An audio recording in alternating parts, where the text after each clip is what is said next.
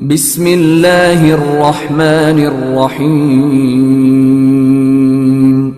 مصطفیٰ کا عنوان دیتے ہوئے کچھ توجہ کر لی جائے تو شاید ہمارے معاملات بھی آپ کی سیرت کو مد نظر رکھتے ہوئے بہتر ہو جائیں۔ کوئی انسان کامیاب شمار نہیں ہوگا جب تک کہ وہ ان چار باتوں پر خاص توجہ نہ دے۔ کوئی شخصیت بن کر نہیں آئے گا سامنے جب تک کہ وہ ان چار باتوں کی طرف خاص اس کی توجہ نہ ہو۔ سب سے پہلا موضوع، وہ جسے بھی مانتا ہے، جسے بھی خالق اور رب مانتا ہو، میں بھی عمومی بات کر رہا ہوں، اس کے لیے اس کے پاس وقت کتنا ہے، اپنے رب کے لیے اس کے پاس ٹائم کتنا ہے، اپنے رب کے لیے اس کے پاس وقت کتنا ہے۔ جو شخص ساری دنیا کے لیے وقت رکھتا ہو مگر اپنے رب کے لیے اس کے پاس وقت نہ ہو، یہ کمزور انسان ہے، کمزور شخصیت ہے اس کی۔ جیسے جیسے مصروفیت ہماری بڑھتی جاتی ہے، ایسے ایسے عبادتوں میں کمی آنے کا ایک عام تصور ہے۔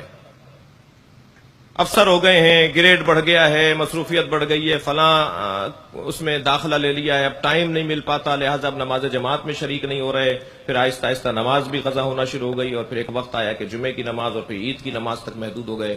اپنے رب کے لیے اگر کسی کے پاس وقت نہیں ہے تو وہ انسان ناکام انسان ہے۔ اس انسان کو اپنے رب کے لیے ایک وقت کا تعین کرنا ہوگا جو رب نے خود تعین کر کے دے دیا ہے۔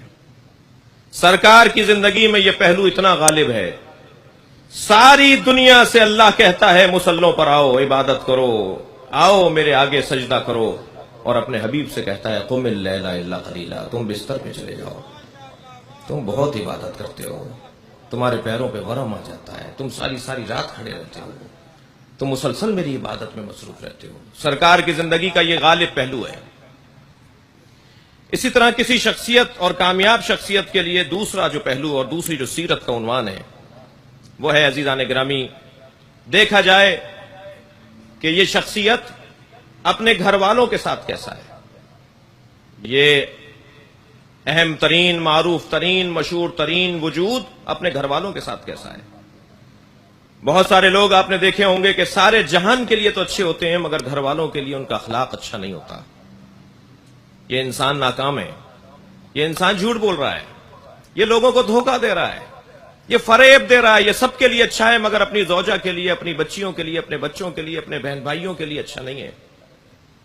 اس لیے کہ جو سفر تربیت اور سفر تہذیب اپنی ذات سے شروع کر کے اپنے گھر تک لے آئے اور اپنے گھر سے شروع لیتا ہوا معاشرے تک لے کر آئے، وہ انسان کامیاب ہے۔ الٹا چلنے والا معاشرے کے لیے سب سے اچھا ہے، گھر والوں کے لیے برا ہے، پھر اپنے لیے تو اس کے پاس وقت ہی نہیں ہے، وہ انسان ناکام انسان ہے۔ کامیاب ترین انسان وہ ہے کہ جو اپنی تہذیب نفس کے بعد کا مرحلہ طے کرے، یعنی تنظیم منزل کو محسوس کرے۔ بہت سارے لوگ گھروں میں داخل ہوتے ہیں تو ایک مرتبہ سانپ سونکھ جاتا ہے، اس لیے کہ ابا گھر میں آ گئے۔ بچے پریشان ہوتے ہیں کہ اگر کوئی ہم نے اونچی آواز میں بات کر لی تو ایک مرتبہ ان کا ایک چپتا ہوا جملہ اور ڈانٹ ڈپٹ شروع ہو جائے گی۔ خوف ہراس پھیل جاتا ہے کہ والد گھر میں آ گئے ہیں، فلاں گھر کا فرد گھر میں آ گیا ہے۔ نہیں، یہ کامیاب انسان نہیں ہے۔ یہ کتنا ہی بڑا ڈاکٹر ہو، یہ کتنا ہی بڑا انجینئر ہو، کتنا ہی بڑی علامہ اور کتنا ہی بڑی مولانا ہو، یہ انسان کامیاب انسان نہیں ہے جو گھر والوں کے لیے اچھا نہیں ہے۔ اور ان رشتوں میں بھی جو سب سے قریبی رشتہ ہے وہ زوجہ کا رشتہ ہے۔ لہذا ایک صحابی پیغمبر کا واقعہ ہے کہ جب ان کی رحلت ہوئی تو سرکار دو جہاں نے نالین اپنے پیروں میں نہیں لیں، گریا بھی فرمایا ان کے جنازے پر، فرمایا 70,000 فرشتے ان کے جنازے میں شریک ہیں، لیکن جب ان کو دفنا دیا گیا تو فرمانے لگے دعا کرو، اس پہ فشار قبر ہو رہا ہے۔ تو پوچھنے والوں نے پوچھا یا رسول اللہ، اتنا بڑا آدمی جس کے جنازے میں آپ ایسے شریک ہوں اس کے اوپر بھی فشار قبر ہے؟ فرمانے لگے اپنی زوجہ سے اس کا اخلاق اچھا نہیں تھا، اپنے گھر والوں کے ساتھ اس کا تناؤ بڑھ تھا، اس کا اخلاق اچھا نہیں تھا۔ اگر گھر والوں کے ساتھ معاملات اچھے نہ ہوں، اخلاقی انداز اچھا نہ ہو تو عزیزان گرامی بہت سے معاملات خراب ہو جائیں گے، آخرت میں خرابیاں ہو جائیں گی، مرنے کے بعد کے معاملات خراب ہو جائیں گے۔ تو معلوم یہ ہوا کہ کامیاب انسان کا ایک عنوان یہ ہے کہ اس کے گھر والوں کے ساتھ اس کا اخلاق اچھا ہو، اور سرکار کی سیرت میں یہ پہلو بھی غالب ہے۔ اس لیے کہ جب سرکار نے اعلان نبوت فرمایا تو سب سے پہلے زوجہ نے کلمہ پڑھ کے بتایا کہ سچا پیغمبر ہے، گھر والوں نے پہلے تائید کی ہے کہ سچے پیغمبر ہیں، اقرار کیا ہے کہ آپ کی عظمت ایسی ہی ہے جیسی وہ بیان کر رہے ہیں کہ میں رسول ہوں، میں خاتم ہوں، میں اللہ کی جانب سے نمائندہ ہوں۔ یہ دوسرا پہلو ہے سیرت کا۔ سرکار کی سیرت کا تیسرا پہلو یہ ہے کہ دیکھا جائے وہ اپنے دشمنوں کے ساتھ کیسے تھے۔ دوستوں کے ساتھ دوست ہونا بہرحال کارنامہ ہے، اس کے لیے بھی جگر چاہیے، بہت سارے لوگ تو یہ بھی نہیں کر پاتے، لیکن اس سے بڑا کارنامہ ہے دشمنوں کے ساتھ اچھا ہونا۔ دشمن کے ساتھ دشمن کا انداز اپنانا یہ کوئی بڑے آدمی کی علامت نہیں ہے۔ مثلاً اگر آپ کے بدن کو کوئی تکلیف پہنچا رہا ہو اور آپ بھی اس کے بدن کو تکلیف پہنچا رہے ہو تو یہ کوئی اچھی بات نہیں ہے۔ بڑے بن کے دکھاؤ، عظیم انسان کی علامت یہ نہیں ہے۔ بقول کسی بزرگ عارف کے کہ بہترین انتقام یہ ہے کہ انتقام نہ لیا جائے۔ یہ انداز اپناؤ، درگزر کی سیاست، درگزر کی حکمت، معاف کرنا، یہ ہے سرکار دو جہاں کی سیرت کا وہ تیسرا پہلو کہ دیکھا جائے دشمن کے ساتھ کیسے ہیں۔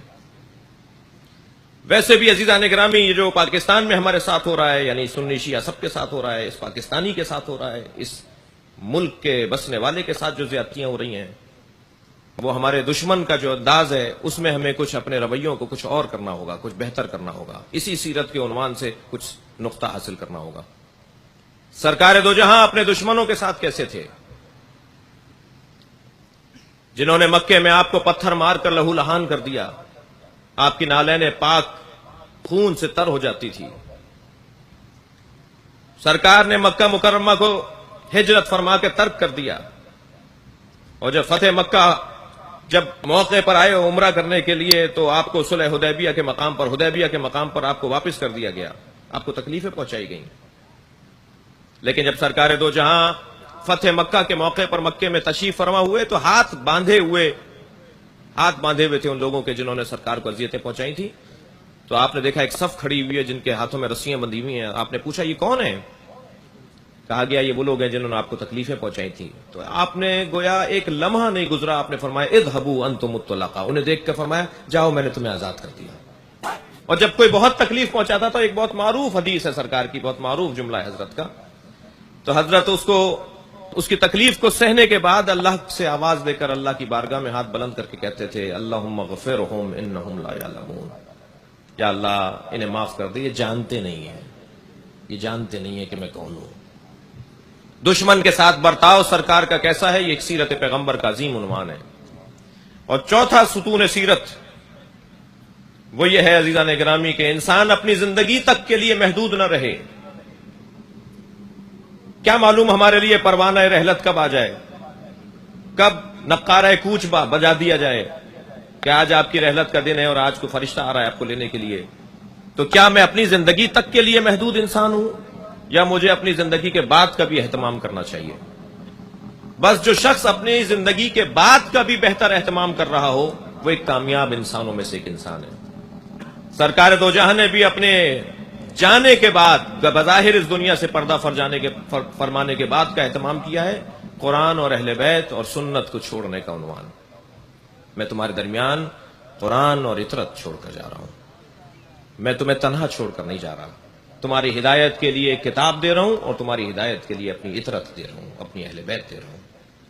لہذا سرکار کی سیرت کو عنوان زندگی قرار دینا ہی ایک مسلم کی کامیابی